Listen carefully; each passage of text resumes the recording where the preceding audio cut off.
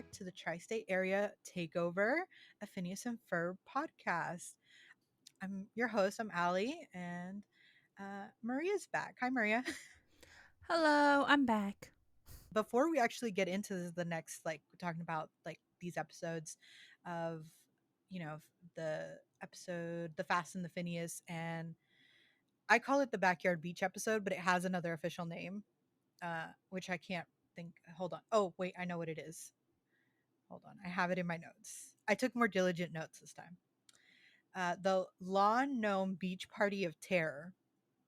I just call it the Backyard Beach episode because it's just more easier because that's a mouthful. It was very confusing when I first read it. But before we dive into that, I want to talk because it's been a while since we've recorded our last episode. Um, I want to look back because while we were recording our first episode, they released the first image of the next season that's coming to Disney Channel and Disney Plus. And I love this image. This just gets me excited for it. Like, you don't even see most of these characters like full front face, but you know who they are. And it is the detail in this image. If you look at it from like, because when I saw it at first on Instagram, I was like, automatically I knew who they were. I knew this was like the new image. But upon seeing it like on my computer and like actually zooming in, there's a lot of Easter eggs. Like the first time I saw this image, I did not see. So up at the top, I don't know if you can see it if you have it pulled up, Maria, but up at the top you see Doofenshmirtz and Perry the Platypus fighting up at the top. Now, quickly remind me what season would this be? This would be following. So it is not a reboot. It's more of a continuation of the show. So after the show has 4 seasons, I believe. So this would be its 5th season. Okay. So there are there are events that kind of impact things, and there are some Easter eggs in here that you might not get, but I'm just going to like point them out to you. So you have something to look forward to as we go through this journey. So you have Doofenshmirtz up at the top fighting with Perry the Platypus. And then you have Candace over here in the background, just like glaring down at the boys and the rest of the gang. And if you look really, really closely, the people sitting in the stands, you can see. So, like, bottom right hand corner, you see Irving and his brother. I forget what his name is, but those two characters will come into play later. Just above them, you get the Phineas and Ferb robots that they make. You get Stacy's mom. So Stacy is one of Candace's friends, and you see Mrs. Garcia Shapiro in the background. You also see Vanessa Doofenshmirtz and Monty Monogram, who are, as you can tell by their last names, children of Dr. Doofenshmirtz and Francis Monogram. But just below them, you get Major Monogram and his assistant Carl. He's a lot of fun. I love him. I referenced him a lot in college because at one point he mentions that he's doing this internship for college credit. And I remember telling y'all about how, well, I remember telling you, Maria, how about how this boy is doing, he's not getting paid. He just gets college credit. Right. And Doofenshmirtz says, "Are you sure you're not evil?" Um, it's kind of hard to see, but like you get other characters too. You get Linda's mom in this, kind of in the corner, in between Phineas and Ferb. Some of the people that I can see is like um, Linda's mom, and then Ferb's grandfather. A little bit further up, you get to more of the obscure characters. I see Norm, who's a robot that Dr. Doofenshmirtz makes. Up at the very tippy top, next to this dinosaur, that'll come in. That'll be a surprise tool that will come into play later. And right below them is a farmer and his wife. That is a running gag, and I really can't wait for you to meet them because they're your classic like husband and wife. The wife kind of getting mad at the husband kind of ploy, and you'll know what I mean when we get to them.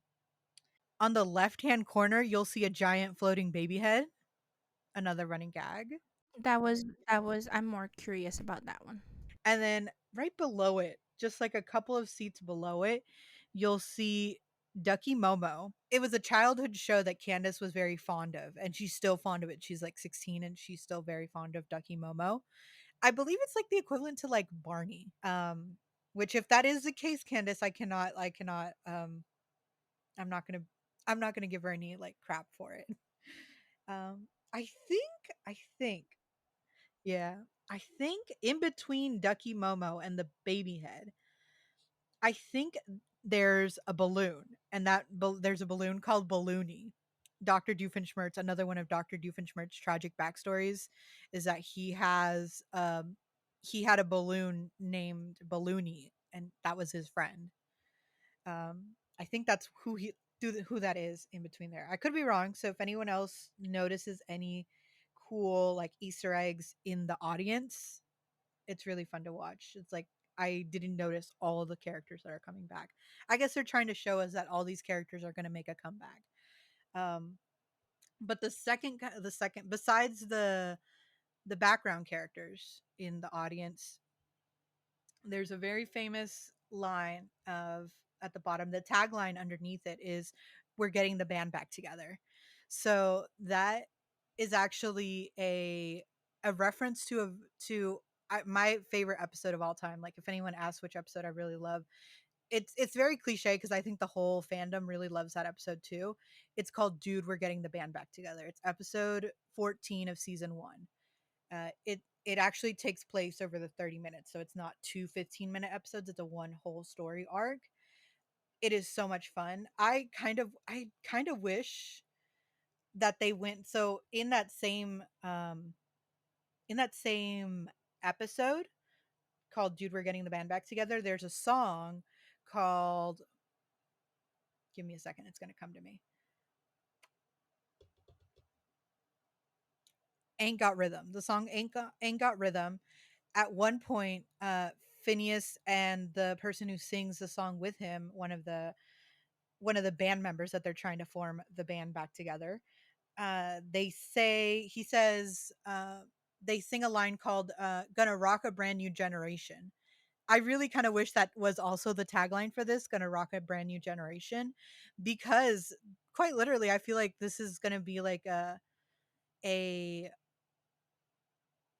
continuation of the show, and you're going to bring new fans into this because at this point all the people who grew up watching the show have kids of their own, I would assume, and you know you're going to bring a new generation of fans into this. So I feel like that would have been a really good tagline.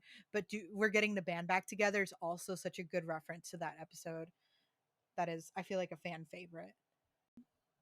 But yeah, after dissecting that, I hope you're really excited, Maria, about what we're going to get into for this like next this whole this season in entirety. I'm excited to get all the references and all the characters and meet all these characters. Right. But so we're gonna get into episode 2, The Fast and the Phineas. So we in this episode we are back at the Flynn Fletcher household in the backyard as they're deciding what they're gonna do today. And the sound of the race cars is what draws their attention. And they decide that what they're gonna do today, they're going to convert their mom's car into a stock car, into a racing stock car. So they go to the garage to start working on it. Candace walks by the garage door when she remembers she has to update her selfie for her blog. Which, if that doesn't, again, like the show is very reminiscent of its time at points, and updating your selfie for your blog is hands down one of the things. I've never done it, but I think that is one of the things that was done a lot. The Tumblr girlies. I feel like Candace was a Tumblr girl. Um, which, when you kind of see the photo that she takes and the one that she replaces it with, it is almost the exact same photo. It is basically identical. Um, that's when Candace notices that what Phineas and Ferb have done to the family station wagon as they're finishing up the race car. Candace mentions that they don't even know how to drive it. And I love their kind of loophole that they found for not being able to drive. They build a remote control to go with the car. because so technically they're not really driving the car. It's the remote that's actually doing most of the work. It's more of an RC car. True, true, true.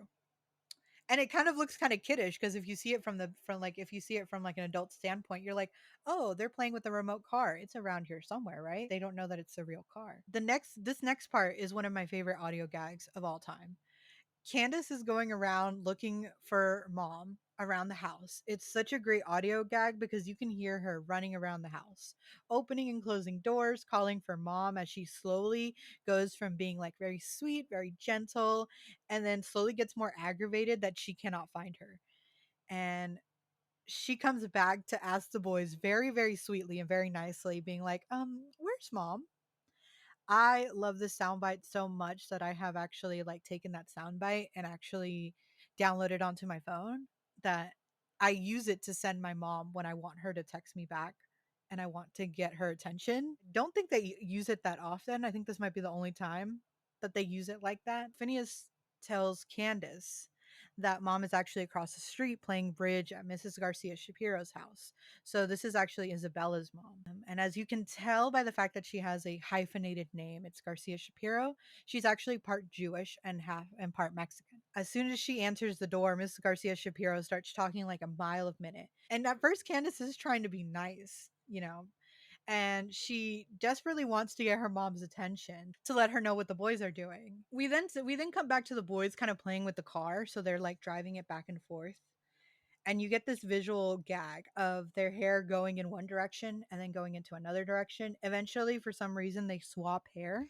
I like the look. I like this look, the switched uh hair colors. Yeah, you get to see for a quick second, you get to see what Phineas would look like if he had green hair and what Ferb would look like if he had orange red hair. But nonetheless, the boys are testing out the remote, and then there's this big like emergency eject button on it in the middle. Ferb gives it to Phineas to give it a chance to like push the button to see what it actually does. And so, like I said, it ejects the car and it goes up and then it comes back down. But mom comes out only in time to see the car go up, not even to see the car at all. So when she comes out, she only sees the boys playing in the front yard. And once again, Candace is flabbergasted as to why the car just mysteriously disappears and then it comes back down. The boys then take the car and move it to the front drive. And we get Isabella coming by and asking what the boys are doing. And Phineas tells her that they're going to enter the Swamp Oil 500 today, which is under the assumption that I would believe it's like 500 laps. It is not.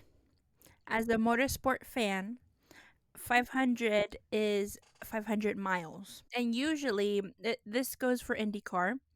They do 200 laps because that's the equivalent of 500 miles. You see, and all three Cars movies did not prepare me for this episode. Okay, I also rewatched the Cars movies.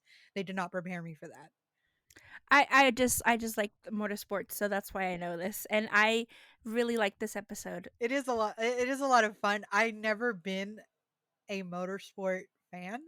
I would get really into it when my little brother would be watching the Cars movies, and then I'd get really excited, and I would want to. As soon as I watched the Cars movies, I'm like, let's watch Herbie Fully Loaded, and with Lindsay Lohan. That's as far as I got in like motor speedway sports. Actually, no, I lied. I was actually able to meet a female NASCAR driver when I was like 5.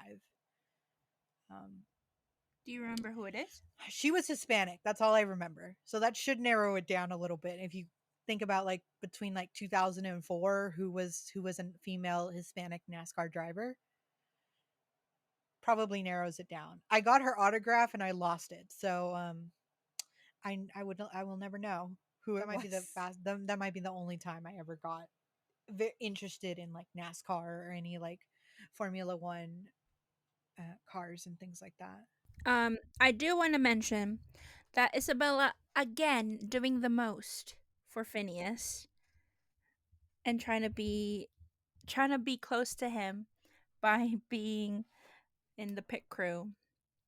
I could never.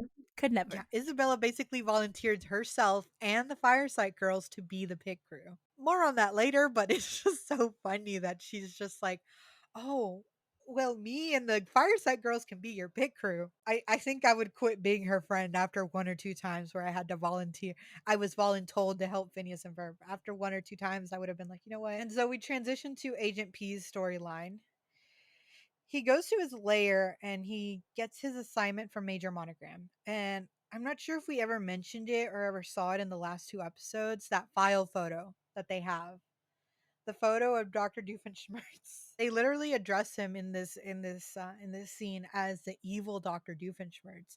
But as soon as the file photo comes up, it's you would assume it would be like a mugshot of some kind, but no, they literally have a photo posed of him. It's a posed photo of a sunset on a beach background. He looks very happy. It looks very Sears, J.C. Penney, circa 1990. And so Doofenshmirtz has bought a blimp for completely unknown reasons, which kind of begs the question: how much disposable income do you have to buy a blimp? And if correct me if I'm wrong, but I don't think in the last two episodes you hear Perry's theme song.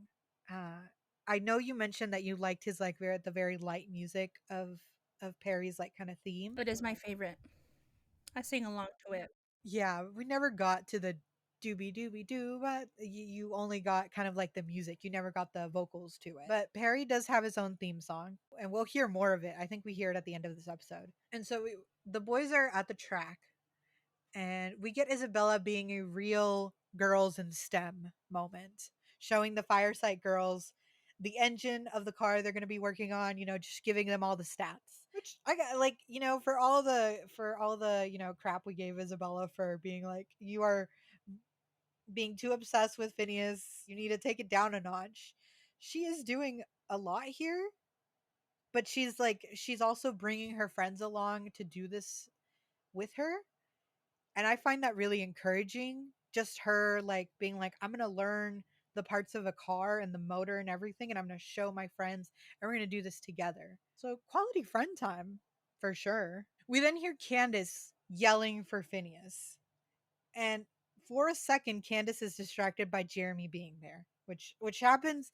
It doesn't happen too often, but she does like every now and then. Candace will like have that constant struggle of like, am I gonna go bust Phineas and Ferb, or am I gonna go with Jeremy? Like that is her like two big conflicts throughout the show sometimes. And we get a little bit of sense of that here. Candace kind of just fumbles her chance to be with Jeremy. But she does get the idea from Jeremy that the boys are gonna be on TV. So right away she calls mom, and Linda, being a faithful mom, she drops her cards right when she's in the middle of a three-note trump. I've never played bridge. I don't know how to play bridge. I don't know if that's a good thing or a bad thing that she had a three-note trump. I have no idea. Never played it before. I've always wanted to learn, especially during the pandemic. We were like, we have cards. Maybe this might be a great time to learn how to, play bridge, for the old days when I go to the retirement home, but I never learned. So if someone knows how to play bridge, someone let us know if that was a good thing or a bad. And so mom goes to turn on the TV, and let me tell you how this is very reminiscent of the very early 2000s, because as mom is trying to turn on the TV, she just can't turn on the TV because all she's getting is static. And then Mrs. Garcia Shapiro is like, you need to turn on the cable box first, so that'll turn it on. But basically, Linda is fumbling with like, I think like three or four remotes just to get the TV on. But when she finally gets the TV on, it's a dandruff commercial. And, mom is just like, Candace, are you trying to tell me something? Like, she's very offended, but also like, I I dropped everything for you to show me a dandruff commercial. Why? We finally get to Doofenshmirtz, and we finally get Doofenshmirtz Evil Incorporated jingle, which I love. It's just a jingle. We never get the whole song, and I really hope that we do get the whole song at some point. Because if Perry the Platypus gets his whole theme song, why doesn't Doofenshmirtz have his theme song? But I guess the jingle is kind of his theme song, but it's just literally maybe like 5-10 seconds. So Perry enters the blip and he's trapped behind this like glass dome. And I gotta tell you that at least Dr. Doofenshmirtz isn't a complete monster. You know, he drilled holes into the glass. He cared enough to at least provide some oxygen for Perry the platypus. So you know what? Points for Dr. Doofenshmirtz for not being completely inhumane. This scheme that Dr. Doofenshmirtz is doing has no depressing backstory. His whole ploy is that he's going to deflate.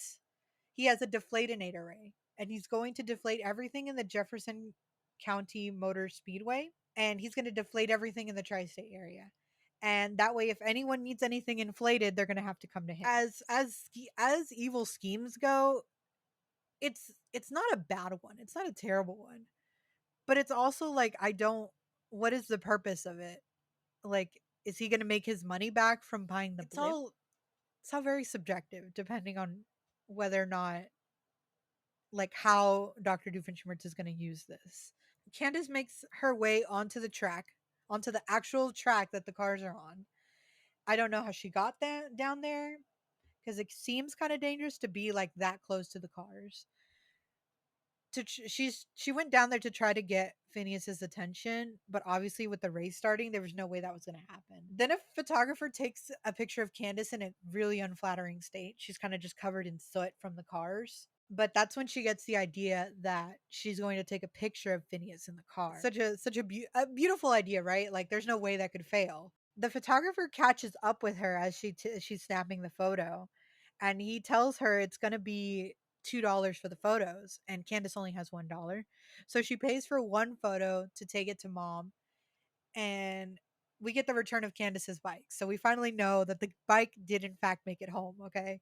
So all your worries are gone now. So like I mentioned earlier, the boys kind of found a loophole on how to drive the car without actually driving the car. Ferb is high up observing the track while Phineas is in the car, and they talk to each other via walkie-talkies, and Phineas poses the question as to whether or not they can make the car go any faster than this. And we get this like as this question is being posed, we get this cool gag of like their race car slowing down as all the race cars speed past them, and we eventually even get like a Model T car driving past them. And then Ferb hooks the remote control to a car battery to double its power. And Isabella finally calls for with the suggestion of bringing Phineas in for a pit stop. And we get a good look at how these fireside girls work really well together.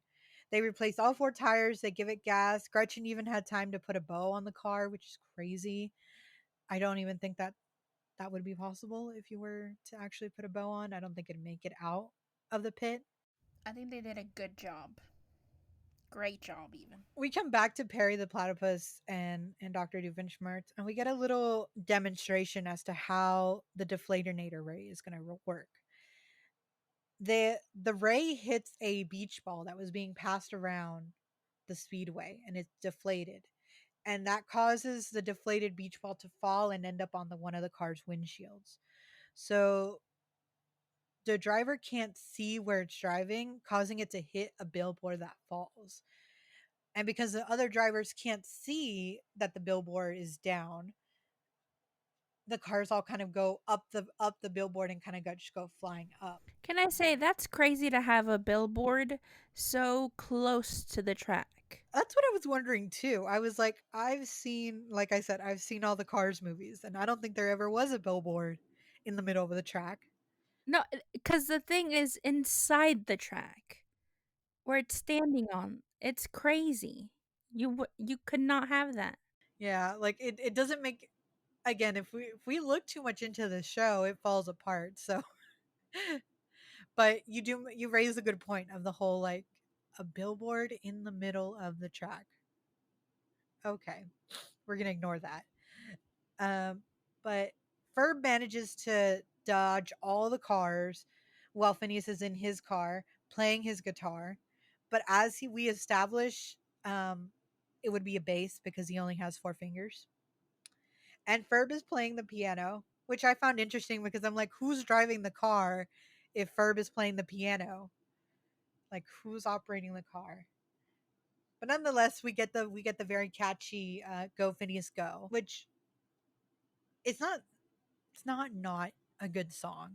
You don't like it?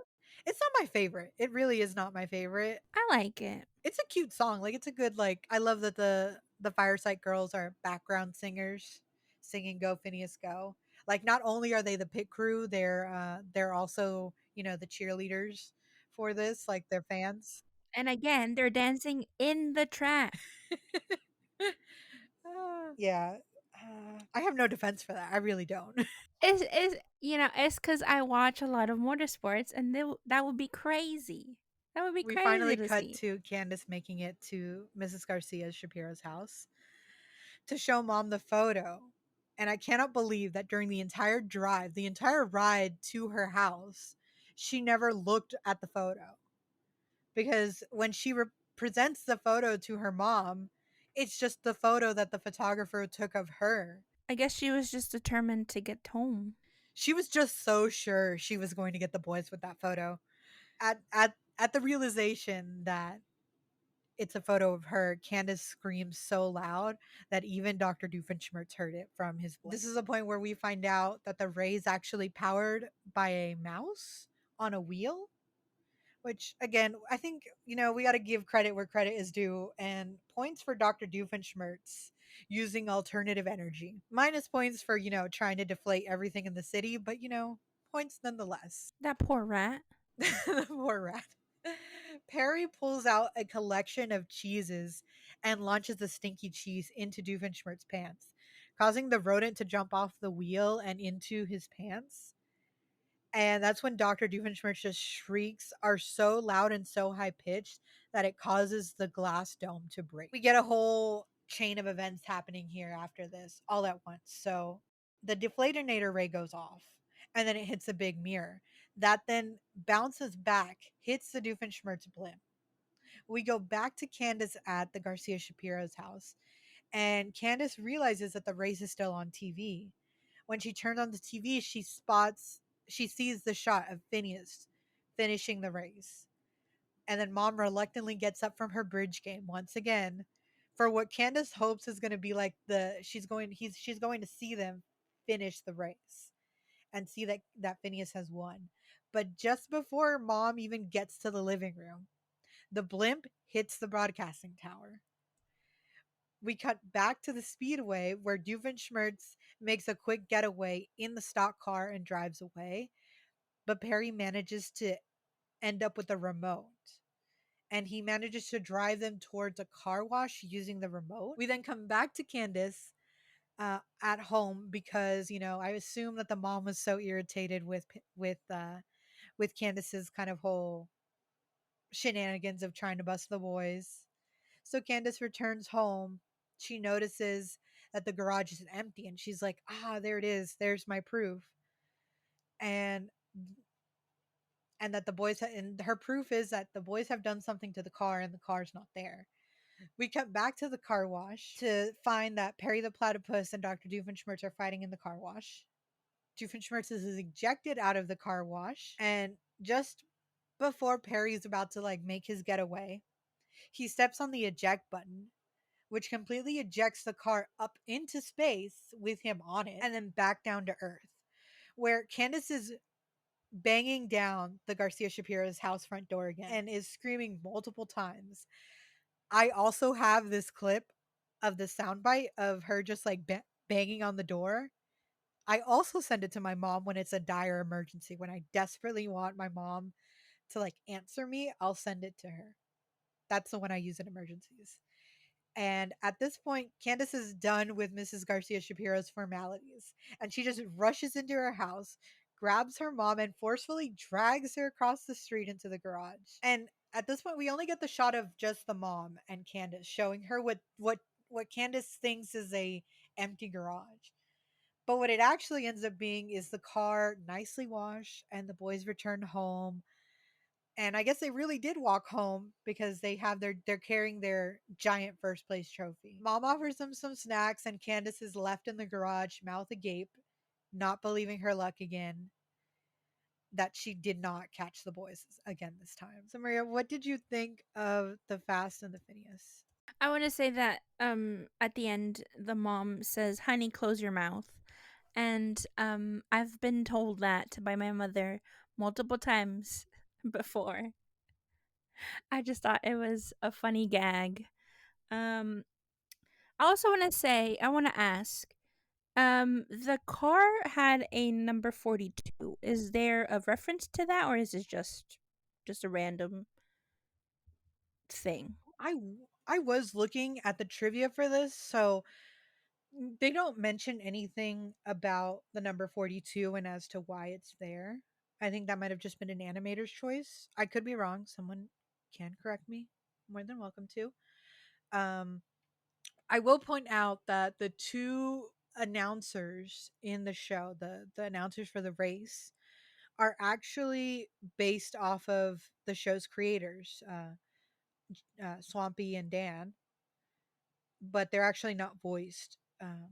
They're not voiced by them. They're voiced by someone else. So it's presumed that on the right hand side, the guy with the green shirt, that's supposed to be Dan Povenmire, and on the left is supposed to be Swampy. At least that's what the fandom wiki has told me. So, but I could be wrong. I could have flipped them those two, but I feel like it's very obvious to see as to who's who, especially if you've seen a photo of them. They do look like that, or at least they did, because now they look a little bit older. But Also, I want to ask, do you think that Perry had that suitcase of emergency cheese because he wanted to snack? Do you think that's a snack box? Because I want to believe in my mind that that's kind of a snack box, and that just came in handy for the situation. I never thought of that. I really never did. My wonderment, I like how we came up to different conclusions on this. My wonderment was more of so of where was Perry keeping the snack box, this cheese box with the little, like, I don't know what that thing is, but the little thing that he used to launch the cheese into Doofenshmirtz pants. Where did he keep that? Like, he has no pockets. From what I know from watching the show many times over, is that occasionally Perry does have things hidden in his hat, but that was like a whole box just like hidden away. Where did you put that? But I feel like that's one of the questions that we'll never get an answer to. We're just gonna have to use our imagination as to whether or not Perry brought that so that he could use it as a snack box, or if he actually, where he kept it, we don't know. Because, well, this is what I think. Either it's his snap box, and he just it was just convenient to use it at that time, or there was another situation where he needed some cheeses, an emergency cheese, and did not have one, so now he's prepared by bringing his emergency cheese. I think you raise a good point of the fact that, like, maybe he knew on some level that Doofenshmirtz would be too cheap to, like, actually, well, not cheap, because he's not cheap, clearly not, because he bought a whole blimp. But he will try to cut corners, and maybe he knows that he likes to use animals to power his machines, and the cheese was just something convenient, like you said. Perry's just thinking 10 steps ahead. For real, like, he is definitely, I feel like, one of Alka's best agents. And I even think Major Monogram makes a point of that at some point too. Any other remarks? No, that was just my main one because I was like, and I also was checking which cheeses he brought. And I mean, it's a good selection of cheeses. True. He was just like, he knew that he wanted like a charcuterie board for lunch today. But it was a fun episode. Like I said, I enjoyed it. So this next episode is the beach party episode, which, once again, like I've said before, it's actually called the Lawn Gnome Beach Party of Terror. We're just gonna call it the beach episode because I'm not gonna repeat that title like over and over again.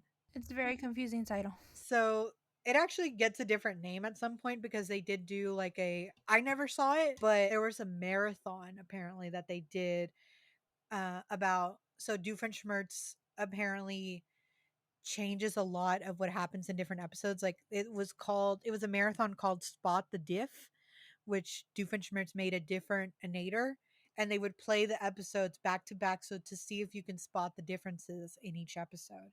So they actually renamed it into something else, but I don't know the name of that. So this episode starts off not too differently from the other episode, but what is different about this episode is that it starts off with a voiceover of a tertiary character, the morning DJ, and he's talking about how the heat wave that's kind of going through Danville, and to prove that it really is hot outside, a bird flies like close to the sun and then it burns to a crisp. What a funny gag. Because here in Texas, we'll eventually feel that way where we're like, it is so hot outside, the birds are even like gone. But the boys are chilling, like underneath their tree, listening to the radio. Phineas declares that they can't let a little heat wave stop them because if they do, then the morning DJ wins.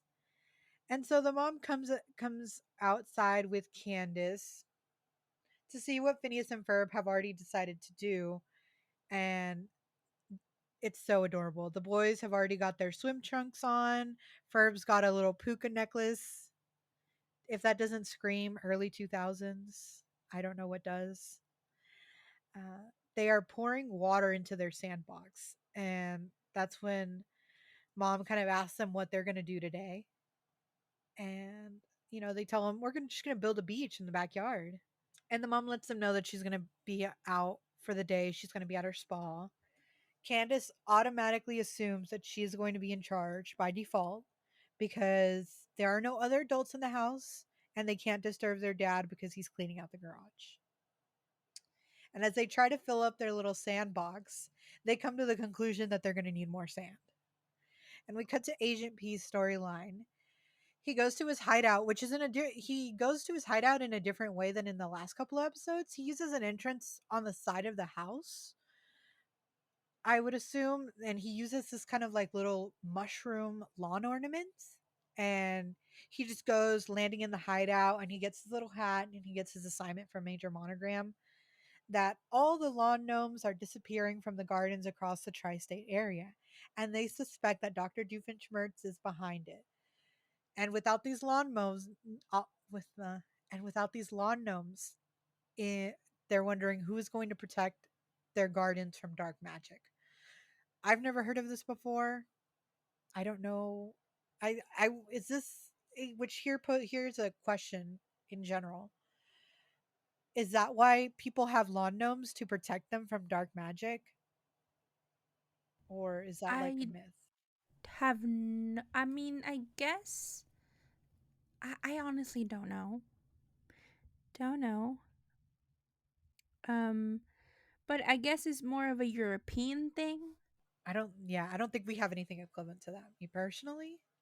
So that's why I was wondering, like, that's why you have those ugly little statues in your lawn is because you want to protect your garden from dark magic. But anyhow, we cut back to Phineas signing for the delivery of the truckload of sand.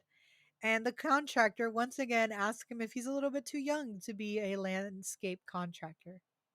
And he says, yes, yes, he is. And Isabella comes by to see what the boys are doing.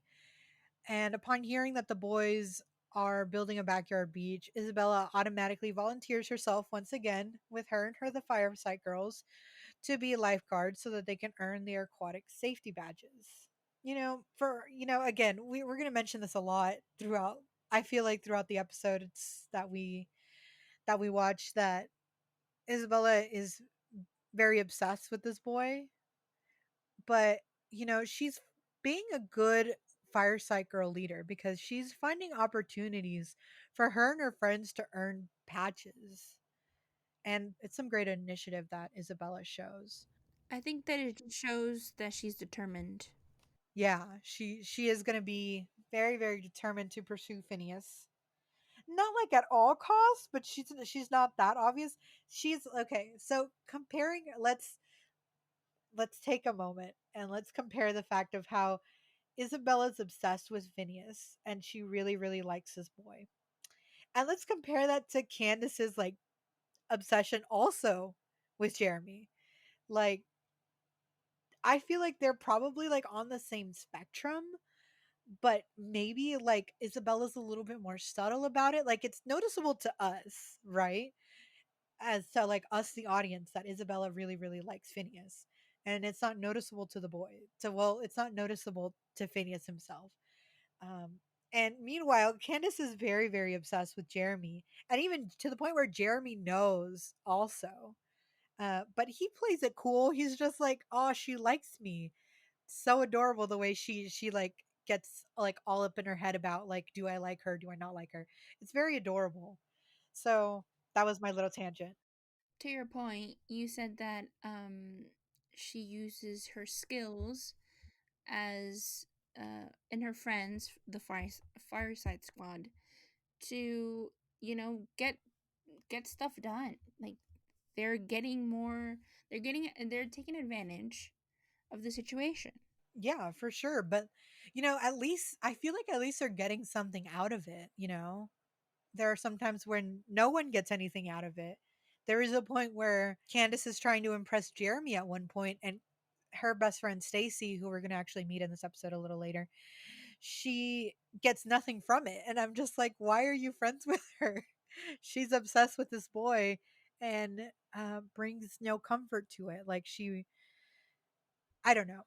Maybe that's just a range of best friends. So we cut to Candace chilling in her living room, and we once again get that gag of the big bay window being in the background and the boys just passing through. All while Candace is on the phone talking to her best friend Stacy, voiced by Kelly Who. I don't know if I pronounced that name right, but I have trouble with last names, clearly. And so from context clues, we can tell that I'm going to tell you what the conversation they have is in this because I I love this conversation. But anyways, from context clues, we can tell that Susie's having a party. And from what I can tell is that Candace was invited second. Katie and hold on. There's so many names in this that I'm going to get twisted at some point, okay? So if I repeat myself, I'm sorry. Um Susie invited Katie, who is her lab partner, before she invited Candace. And Candace's argument is that she should have been invited first before Katie because Candace and Susie are locker neighbors and locker neighbors trump lab partners. And I will say this much that this is such a teenage girl argument, but I 100% stand behind Candace's reasoning. She is 100% correct, at least in my opinion. Someone again can correct me. Because I didn't use lockers in high school, I used them in middle school. But to go off of Candace's point, I did see my locker neighbor every single day. And if I went to my locker about 3 times a day, like in the morning, midday, and then in the afternoon, I saw my locker neighbor 3 times a day. And if we were going to go by the fact that in high school I had lab partners and we had an A B block schedule, which meant we had like different classes every other day, that would mean I would see my lab partner maybe 2 or 3 times a week, depending on whether or not it was an A or B week. And there might be some math involved, but I'm not going to do that math. But I would go under the assumption that I would have seen my locker neighbor more often than I would have seen my lab partner. In conclusion, Candace is 100% correct, and she should have been invited to that party before Katie. That's my case. I don't know if you agree with me, Maria, but that's my Um, 2 cents. locker neighbors trumps laugh partners. No, I would say laugh partners trump locker neighbors. Because I feel like in the lab, you're hanging out more in the lab, and the lockers is just by like a pass. You're just there for a couple of minutes, and then you're gone. So it's not like, and sometimes you're not gonna even see them. So I feel like in lab partners, you get more um time together. So as lab partners, you get to know the other person better. So I feel like laugh partners is better than locker neighbors. I love that you have a different opinion than me, but I 100% think you're wrong. But some people don't go to their lockers all the time. But I still saw my locker neighbor pretty often. Like, my locker neighbor was the one who taught me how to use my locker combination. I did not know that for the longest time. And she was kind enough to teach me how to do it and even open my locker when it was stuck.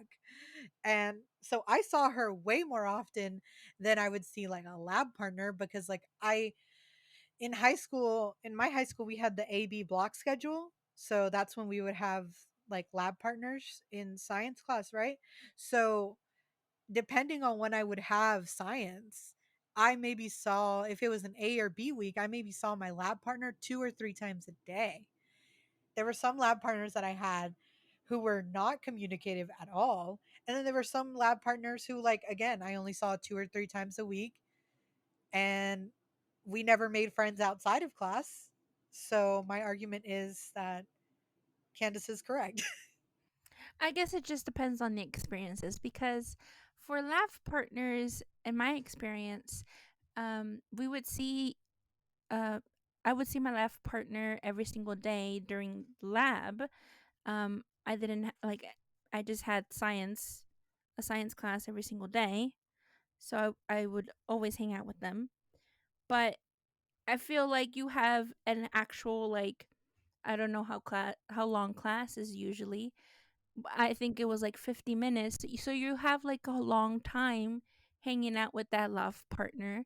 Maybe you're not the best of friends, but you're still working on something together. You're still like, you know, trying to achieve whatever is for lab that day.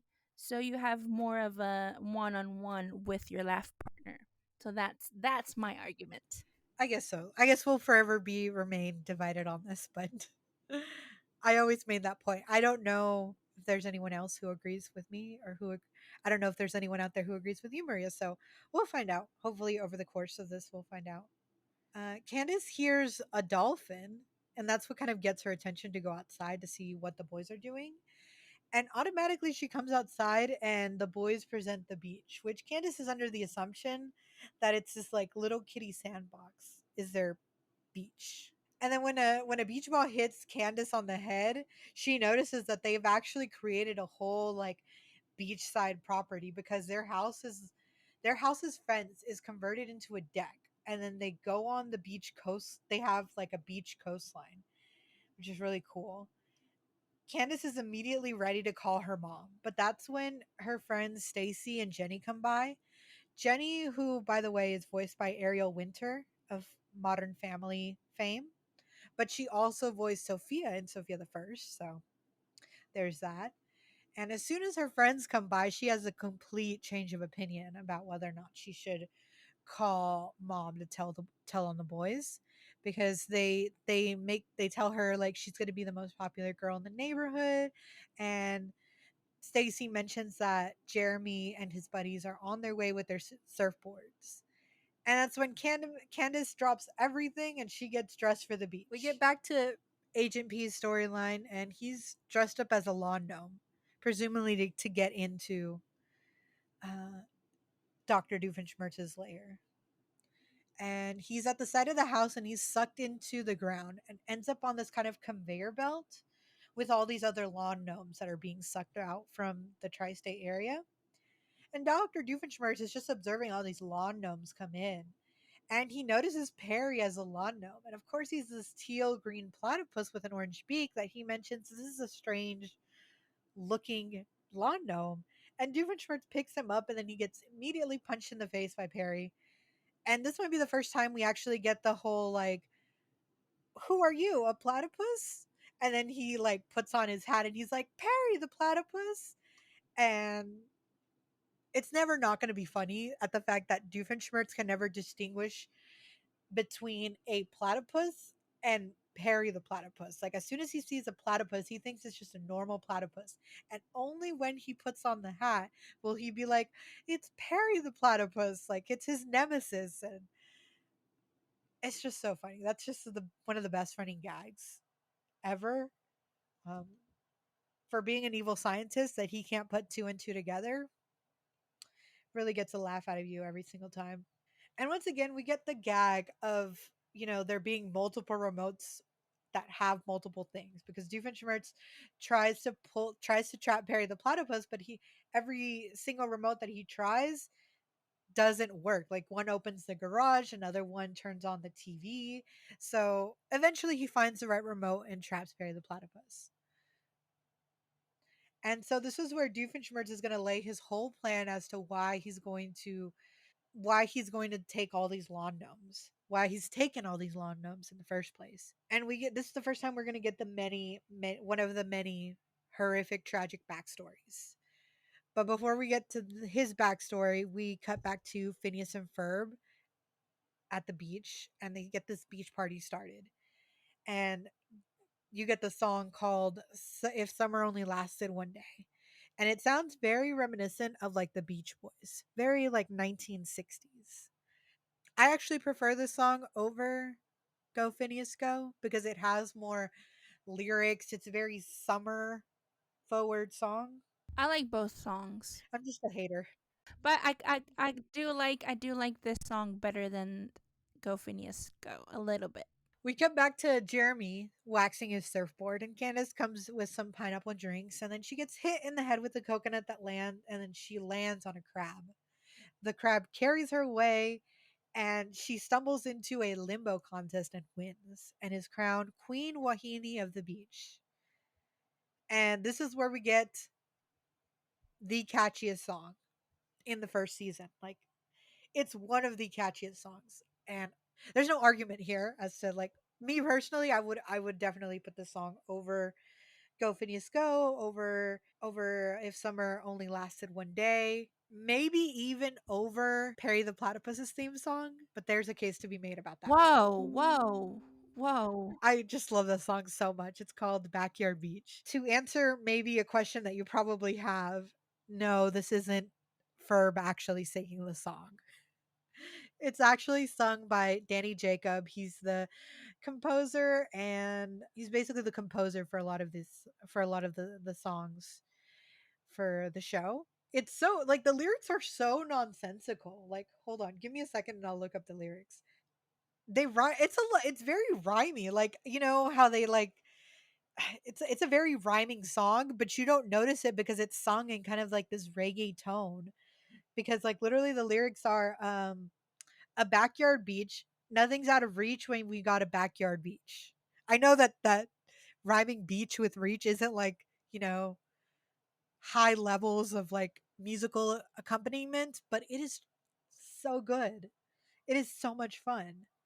You can change in a broken hut, drink out of a coconut, 3 games for a token, but the rest is free. See, like all of these words like rhyme but don't rhyme. Like I don't know what you would call that. You gotta skin parasailing, surfing in a flailin'. Your contacts need sailing, or else you can't see. Don't fall into the beach. You got a backyard beach. It's not my favorite song, but I definitely it's up there. It's up there with catchiest songs. And again, an argument can be made that it might be a little bit more catchier than Perry the Platypus's theme, but also I don't know all the lyrics to this song as I know the lyrics to Perry the Platypus's theme song. So I just prefer Perry the Platypus song over this song. It's still a very catchy song, the song, but it's just Perry the Platypus. It's just the I like it so much. so Candace is having the time of her life because not only does she have Jeremy's attention, she's queen of the beach and she's pretty popular at this point and extremely happy. We cut to the mom being at the spa and she makes the realization that Candace has not called her once or even texted her. So mom decides that she's going to cut her spa day short and go home. But this is when we cut back to Perry and Dr. Doofenshmirtz, and we see what looks like he's gone through like an entire junk drawer to find the right remote so that he can give his tragic backstory. Now, this is the first tragic backstory that we have of Dr. Doofenshmirtz. So good. I definitely want to get what you think about this, but I will set the stage.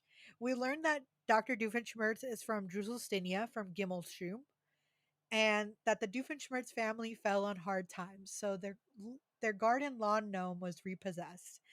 And who was going to protect their garden from witches, spells, and wood trolls? And from a tender age, his father decided that it was going to be Heinz, who was going to protect their family's garden by dressing him up as a lawn gnome and having him stand outside for hours to the point where the only companion he had was the moon and his neighbor Kenny. He decided from that since his lawn gnome was repossessed, he will now destroy all lawn gnomes in the entire tri state area. As you know, I guess he was, healing or something. But this might be one of the most famous backstories of Dr. Doofenshmirtz. It's not the best backstory, but the fact that he had no companion except for his neighbor Kenny and the moon. What's your take on this, Maria? I really want to know. Like, this was your first glimpse as to like his tragic backstories. I think it's very sad. He had no friends. And why did he have to stand outside for that long? Oh, the story continues. I promise you that. I promise that this story actually has more meat in its bones than it actually seems. I don't want to spoil it for you, so I'm not going to tell you anything else other than that. Like, this story has like multiple, like, this is the root of his trauma, and it will like continue to spur on multiple like evil schemes and innators and things like that. But this is where Doofenshmirtz unveil his Destructionator. And he's just about to activate it when he pushes the remote to release Perry instead of activating the Destructionator. And then we get the cartoonish fight between Doofenshmirtz and Perry the Platypus. But before we get to that conclusion, we get back to the beach party where the radio DJ comes back again, announcing a surf contest. We're introduced to another secondary character. His name is Buford von Storm. He's voiced by Bobby Gaylor. He's primarily like a writer and a comedian, an actor. And so Buford is basically the local bully. And he tries to bully Phineas to move out of the way for the sign up sheet to the surfing contest. But Phineas, being two steps ahead of everyone else, is like, you missed the sign back there, but there's no bullying or yodeling at this beach. So the surfing contest begins with Bobby Nelson, and Buford ends up swimming underneath uh, Bobby Nelson's like surfboard and flips him over. Then we get Dango Brown, and he is then pummeled because like Buford is comes up surfing on the side and jumps off his surfboard and hits and basically knocks Dango off his surfboard. And then he ends up beating him with Bobby Nelson. That is some very like very heavy bullying right there, but that's besides the point. Anyways, and then Phineas is like surfing, but he's like surfing in a very unique way. So he's like laying down reading. I don't think he's reading. I think he's suntanning. And then when Buford tries to take out Phineas, he finds out that it's actually a hologram that Phineas is projected. Once again, proving the point that Phineas is like two steps ahead of everyone else. And he wins the surfing contest. And then it's at this point that Candace is getting her moment with Jeremy when they get a slow song to play. And they're about to slow dance, but then her phone rings and her phone is presented to her by Ferb on a platter. I find that funny. And so when she answers the phone, Mom is just a little like cautious. Like, why is Candace answering the phone with such a calm tone?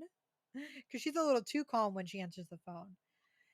And she just tells her everything is great. The boys are wonderful. And the only thing that snaps her out of it is the fact that Mom is coming home. So Candace runs out to meet her mom to stop her from going into the backyard. Another first. I don't know if we ever see that again. So the fight between Doofenshmirtz and Perry the Platypus basically kind of comes to its end, with Perry the Platypus pushing Doofenshmirtz towards a lever that activates the machine that sucked all the lawn gnomes down, but instead it will blow the lawn gnomes out onto the beach. And everyone runs away. We cut back to like Mom asking what's going on, and Candace basically gives Mom the quick synopsis of what happened throughout the day. We then come back to Perry the Platypus fighting Doofenshmirtz, and he hits him again, but this time the lever switches the other way. Instead of blowing out, it ends up sucking all the water, that the boys had used to build the beach, and that kind of just ends the beach party without any water. There's no beach. All the while Candace is still doing her long spiel of events of what happened that day.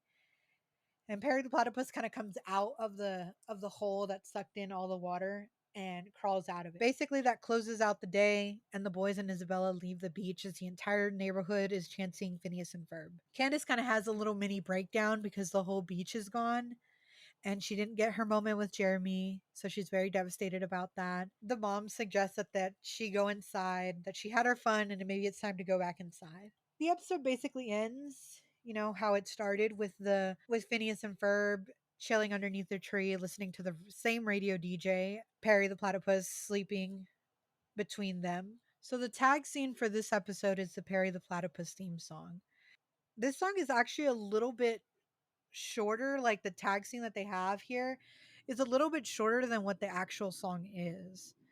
Because I do thoroughly remember that the song is actually a little bit longer than this because if you listen to the full song, if you find it like on Spotify, um there is a part where Major Monogram interrupts the singer when he's singing. um it's Perry the platypus, and the singer keeps repeating that line, and Major Monogram interrupts and he says, "You just can call him Agent P."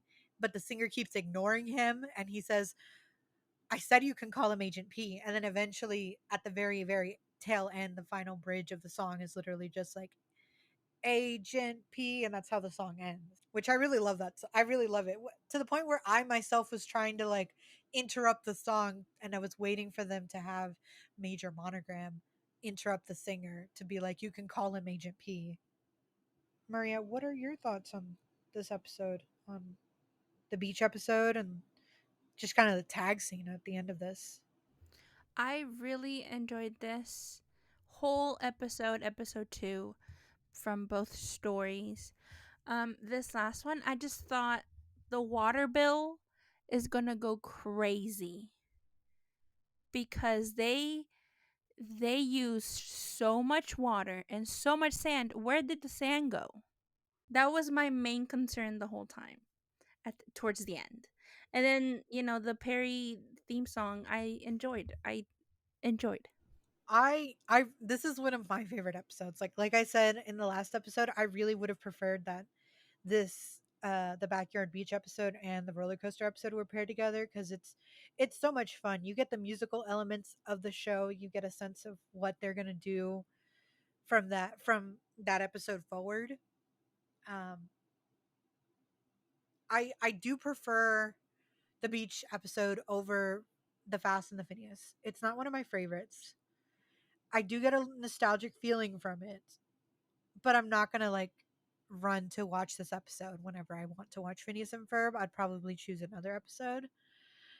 I feel like I'm going to remember more of the musical elements of this episode cuz they're some good songs in this episode. Yeah, like the so I think I'll have like the opposite effect of it, where I will remember the Fast and the Phineas more so for like the my favorite like little sound bites, the audio gags of Candace running and looking for mom, and that's gonna be more memorable for me than the actual episode itself.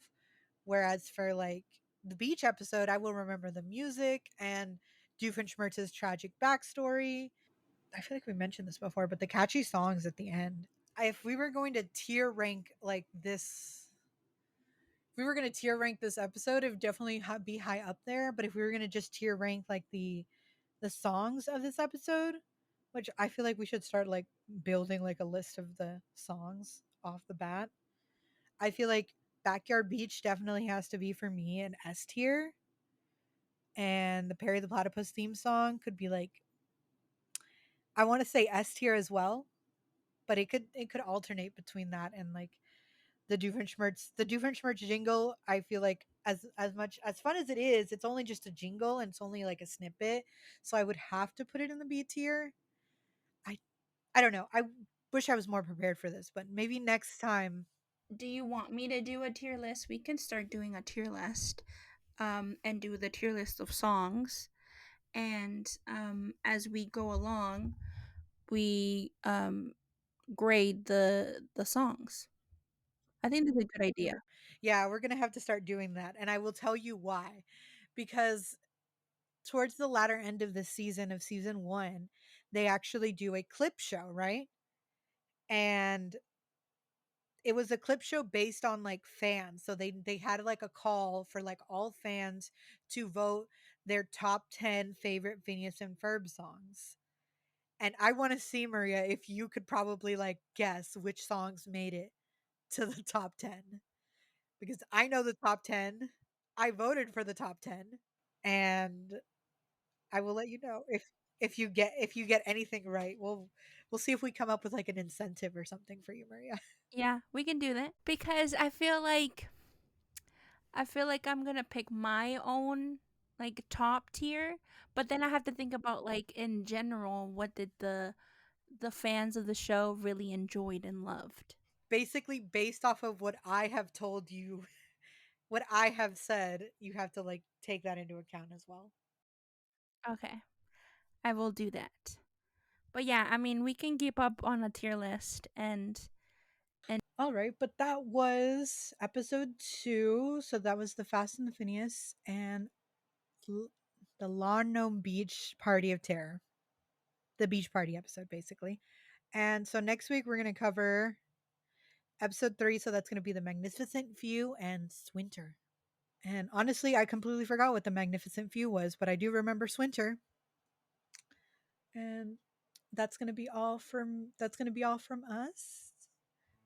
Any last thoughts, Maria? I'm excited for what's to come.